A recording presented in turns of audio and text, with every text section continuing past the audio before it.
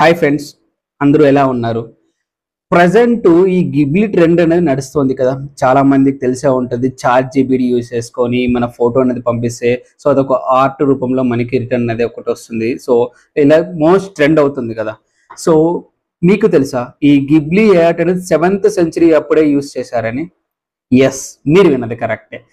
7వ శతాబ్దంలోనే బీహార్ మరియు నేపాల్లోని మిథిలా ప్రాంతం సైడ్ దీన్ని యూటిలైజ్ చేశారనమాట. సో అక్కడ అది ఎలా స్టార్ట్ అయిందంటే, దీన్ని ఒక సాంప్రదాయకంగా అక్కడ ఉన్న ఆడవాళ్ళు పండగలకి మరియు ప్రత్యేక ఏదన్నా వెరైటీ ఏమైనా చేస్తున్నప్పుడు కానీ వాళ్ళ ఇళ్ళ గోడ పైన ఈ ఆర్ట్ అనేది చేసేవాళ్ళు.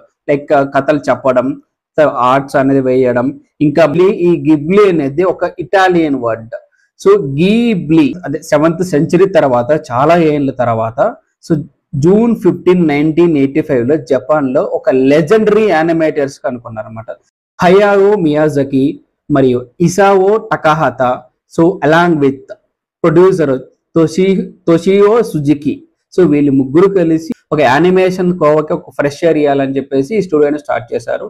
Present open AI chatbot అయిన చాట్ జీపీటీ అప్గ్రేడెడ్ వర్షన్ లో మనం యూజ్ చేస్తున్నాం కరెక్టే, కానీ మనం పంపించిన ఫొటోస్ ఏమవుతున్నాయి? సో వాళ్ళు ఎక్కడ స్టోర్ చేస్తున్నారు మీకు తెలుసా?